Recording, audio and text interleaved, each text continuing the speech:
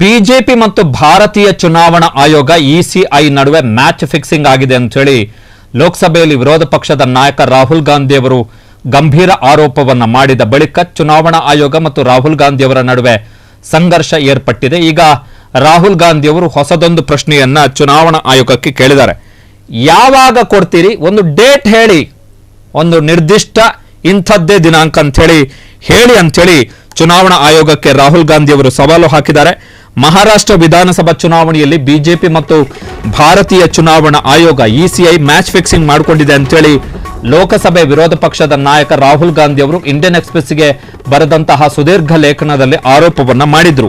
ಈ ಆರೋಪದ ಬಳಿಕ ಚುನಾವಣಾ ಆಯೋಗ ಕೂಡ ಸೆಡ್ಡು ಹೊಡೆದಿತ್ತು. ಅಷ್ಟೇ ಅಲ್ಲ, ಇನ್ನೊಂದು ವರದಿ ಎಕನಾಮಿಕ್ ಟೈಮ್ಸ್ ಅಲ್ಲಿ ಪ್ರಕಟವಾದಂತಹ ಸುದ್ದಿಯ ಪ್ರಕಾರ 2009ರಿಂದ ಮಹಾರಾಷ್ಟ್ರದಲ್ಲಿನ ಮತದಾರರ ಪಟ್ಟಿಯನ್ನ, ಎಲೆಕ್ಟರಲ್ ರೋಲ್ ಏನಿದೆ 2009ರಿಂದ ಆ ಪಟ್ಟಿಯನ್ನ ನಾವು ಸಬ್ಮಿಟ್ ಮಾಡ್ತೀವಿ ಅಂತೇಳಿ ಚುನಾವಣಾ ಆಯೋಗ ಹೇಳಿದೆ ಅಂತೇಳಿ ಪ್ರಮುಖ ಇಂಗ್ಲಿಷ್ ದೈನಿಕ ಎಕನಾಮಿಕ್ ಟೈಮ್ಸ್ ವರದಿ ಮಾಡಿತ್ತು. ಆ ಎಕನಾಮಿಕ್ ಟೈಮ್ಸ್ ನ ವರದಿಯನ್ನ ಟ್ಯಾಗ್ ಮಾಡಿ ಇವತ್ತು ರಾಹುಲ್ ಗಾಂಧಿ ಅವರು ಚುನಾವಣಾ ಆಯೋಗಕ್ಕೆ ಮತ್ತೆ ಪ್ರಶ್ನೆ ಹಾಕಿದ್ದಾರೆ, ಸವಾಲನ್ನ ಹಾಕಿದ್ದಾರೆ.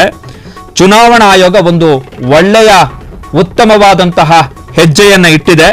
ಈ ದತ್ತಾಂಶಗಳನ್ನ ಏನು 2009ರಿಂದ ನಾವು ಎಲೆಕ್ಟರಲ್ ರೋಲ್ ಡೇಟಾ ಏನಿದೆ, ದತ್ತಾಂಶ ಏನಿದೆ, ಅದನ್ನ ಏನು ಚುನಾವಣಾ ಆಯೋಗ ಕೊಡುತ್ತೆ ಅಂತ ಹೇಳಿದೆ, ಅದನ್ನ ಡಿಜಿಟಲ್ ರೂಪದಲ್ಲಿ ಚುನಾವಣಾ ಆಯೋಗ ಯಾವಾಗ ಕೊಡುತ್ತೆ ಎನ್ನುವಂತಹ ನಿರ್ದಿಷ್ಟ ದಿನಾಂಕವನ್ನ ಚುನಾವಣಾ ಆಯೋಗ ಹೇಳಲಿಕ್ಕೆ ಸಾಧ್ಯವೇ ಎನ್ನುವಂತಹ ಪ್ರಶ್ನೆಯನ್ನ ಲೋಕಸಭೆಯಲ್ಲಿ ವಿರೋಧ ಪಕ್ಷದ ನಾಯಕರಾಗಿರುವಂತಹ ರಾಹುಲ್ ಗಾಂಧಿ ಅವರು ಕೇಳಿದ್ದಾರೆ.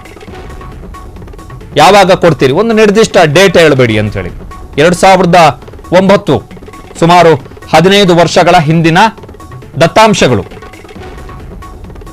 ಸೊ ಈಗ ಚುನಾವಣಾ ಆಯೋಗ ಕೊಡಬೇಕು, ಅದರ ಬಳಿ ಆ ಮಾಹಿತಿಗಳಿದ್ರೆ ಕೊಡಬೇಕು. ಸಾಂವಿಧಾನಿಕ ಸಂಸ್ಥೆಯಾಗಿ ಅದರ ಪ್ರಾಮಾಣಿಕತೆ, ಅದರ ಪಾರದರ್ಶಕತೆ, ಅದರ ಮೇಲಿನ ನಂಬಿಕೆಯನ್ನ ಜನ ಉಳಿಸ್ಕೊಳ್ಬೇಕು ಎನ್ನುವಂತಹ ಕನಿಷ್ಠ ಕಾಳಜಿ ಏನಾದರೂ ಚುನಾವಣಾ ಆಯೋಗಕ್ಕಿದ್ರೆ ಈ ವರದಿಯ ಪ್ರಕಾರ, ಎಕನಾಮಿಕ್ ಟೈಮ್ಸ್ನಲ್ಲಿ ವರದಿಯಾದಂತಹ ಪ್ರಕಾರ ಚುನಾವಣಾ ಆಯೋಗ ಕೊಡಬೇಕು. ಒಳ್ಳೇದಾಯ್ತಲ್ಲ, ಆವಾಗ ಆ ಡಿಬೇಟ್ ಇನ್ನಷ್ಟು ಏನು ಪಾರದರ್ಶಕವಾಗಿರುತ್ತೆ. ಆವಾಗ ಏನಾಗುತ್ತೆ ಅಂತ ಹೇಳಿದ್ರೆ 2009ರ ಲೋಕಸಭಾ ಚುನಾವಣೆಯ ಸಂದರ್ಭದಲ್ಲಿ ಎಷ್ಟು ಮತದಾರರಿದ್ರು, 2009ರ ವಿಧಾನಸಭಾ ಚುನಾವಣೆಯ ಸಂದರ್ಭದಲ್ಲಿ ಎಷ್ಟು ಮತದಾರರು ಜಾಸ್ತಿ ಆದ್ರು, 2014ರ ಲೋಕಸಭಾ ಚುನಾವಣೆಯಲ್ಲಿ ಎಷ್ಟು ಮತದಾರರಿದ್ರು, 2014ರ ವಿಧಾನಸಭಾ ಚುನಾವಣೆಯ ಸಂದರ್ಭದಲ್ಲಿ ಎಷ್ಟು ಮತದಾರರಾದ್ರು, 2019ರ ಲೋಕಸಭಾ ಚುನಾವಣೆಯ ಸಂದರ್ಭದಲ್ಲಿ ಎಷ್ಟು ಮತದಾರರಿದ್ದು, 2014ರ ವಿಧಾನಸಭಾ ಚುನಾವಣೆಯ ಸಂದರ್ಭದಲ್ಲಿ ಎಷ್ಟು ಮತದಾರರಿದ್ರು, 2019ರ ಲೋಕಸಭಾ ಚುನಾವಣೆ, 2019ರ ವಿಧಾನಸಭಾ ಚುನಾವಣೆ, 2024 ಲೋಕಸಭಾ ಚುನಾವಣೆ, 2024ರ ವಿಧಾನಸಭಾ ಚುನಾವಣೆ. ಸೊ ಎಲ್ಲಾ ಚುನಾವಣೆಗಳಲ್ಲಿ ಯಾವ ಚುನಾವಣೆಯಲ್ಲಿ ಎಷ್ಟೆಷ್ಟು ಮತದಾರರ ಪ್ರಮಾಣ ಹೆಚ್ಚಳ ಆಯಿತು, ಆ ಮತದಾರರ ಪ್ರಮಾಣ ಹೆಚ್ಚಳ ಆದ ಕಾರಣಕ್ಕೋಸ್ಕರ ವೋಟರ್ ಟರ್ನ್ಔಟ್ ಎಷ್ಟರ ಮಟ್ಟಿಗೆ ವೇರಿಯೇಷನ್ ಆಯಿತು, provisional voter list provisional percentage of voter data ಏನಿದೆ ಅದು, ಜೊತೆಗೆ ಫೈನಲ್ ವೋಟರ್ ಟರ್ನ್ಔಟ್ ಡೇಟಾ ದತ್ತಾಂಶ ಏನಿದೆ ಅದು ಹೇಗೆ ಬದಲಾಯಿತು, ಇವೆಲ್ಲವೂ ಕೂಡ ಸಾರ್ವಜನಿಕವಾಗಿ ಸಿಕ್ಕರೆ ಅಧಿಕೃತವಾಗಿ ಚುನಾವಣಾ ಆಯೋಗದ ಕಡೆಯಿಂದಲೇ ಸಿಕ್ಕರೆ ಆವಾಗ ಈ ಡಿಬೇಟ್ ಏನಿದೆ ಇದು ಇನ್ನಷ್ಟು ಪಾರದರ್ಶಕ ಆಗುತ್ತೆ. ಕಾರಣ ಏನು ಅಂತ ಹೇಳಿದ್ರೆ, ಇರುವಂತ ಆರೋಪ, ರಾಹುಲ್ ಗಾಂಧಿ ಅವರ ಆ ಲೇಖನದಲ್ಲಿ ಇದ್ದಂತಹ ಪ್ರಮುಖವಾದಂಥ ಆರೋಪ ಏನು ಅಂತ ಹೇಳಿದ್ರೆ 2019ರ ವಿಧಾನಸಭಾ ಚುನಾವಣೆ 2019ರ ಲೋಕಸಭಾ ಚುನಾವಣೆ ಮತ್ತು 2024ರ ಲೋಕಸಭಾ ಚುನಾವಣೆಯ ಸಂದರ್ಭದಲ್ಲಿ ಇದ್ದಂತಹ ಮತದಾರರ ಸಂಖ್ಯೆ ಏನಿದೆ ಅದು 31 ಲಕ್ಷ ಜಾಸ್ತಿ ಆಗಿದೆ 5 ವರ್ಷಗಳಲ್ಲಿ.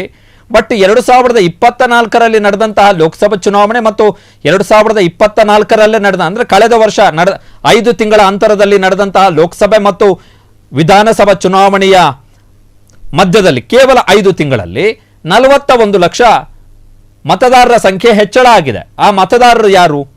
5 ತಿಂಗಳಲ್ಲಿ 41 ಲಕ್ಷ ಜನ ಮತದಾರರು ಎಲ್ಲಿಂದ ಬಂದರು? ಬಂದಿದ್ದಿದ್ರೆ ಅವರು 2020 ಲೋಕಸಭಾ ಚುನಾವಣೆ ಅಷ್ಟೊತ್ತಿಗೆ ಬರಬೇಕಿತ್ತಲ್ವಾ? ಲೋಕಸಭಾ 5 ವರ್ಷದಲ್ಲಿ ಬಂದಿದ್ದು 31 ಲಕ್ಷ, 5 ತಿಂಗಳಲ್ಲಿ ಬಂದಿದ್ದು 41 ಲಕ್ಷ. ಈ 41 ಲಕ್ಷ ಮತದಾರರು ಇದ್ದಕ್ಕಿದ್ದ ಹಾಗೆ 5 ತಿಂಗಳಲ್ಲಿ ಬರ್ತಾರೆ ಅಂತ ಹೇಳಿದ್ರೆ ಅವರು ಎಲ್ಲಿದ್ರು? ಯಾವ ಊರವರು? ಏನು ಹೊರದೇಶಕ್ಕೇನಾದರೂ ಹೋಗಿದ್ರಾ? ಹೊರ ರಾಜ್ಯಗಳಿಗೆ ಏನಾದರೂ ಹೋಗಿದ್ರಾ? ಅಥವಾ ನೋಂದಣಿಯನ್ನೇ ಮಾಡಿಕೊಂಡಿರಲಿಲ್ವಾ? ಅಥವಾ ವಿಧಾನಸಭಾ ಚುನಾವಣೆಯ ಸಂದರ್ಭದಷ್ಟೊತ್ತಿಗೆ ಅವರಿಗೆ 41 ಲಕ್ಷ ಮಂದಿ ಮತದಾರರಿಗೆ ಏನಾದರೂ ಮತದಾನದ ವೋಟರ್ ಮಾಡುವಂತಹ ವಯಸ್ಸೇನಾದರೂ ಬಂದು ಬಿಡ್ತಾ ಅವರಿಗೆ, ಲೀಗಲ್ ಏಜ್? ಎಲ್ಲ ಪ್ರಶ್ನೆಗಳಿರ್ತವೆ, ಅದನ್ನು ಉತ್ತರ ಕೊಡಬೇಕು ಚುನಾವಣಾ ಆಯೋಗ. ಅವ್ರ ಜವಾಬ್ದಾರಿ. ರಾಹುಲ್ ಗಾಂಧಿ ಅವರು ಇನ್ನೊಂದು ಪ್ರಶ್ನೆಯನ್ನು ಕೇಳಿದ್ದಾರೆ ಮೊನ್ನೆ.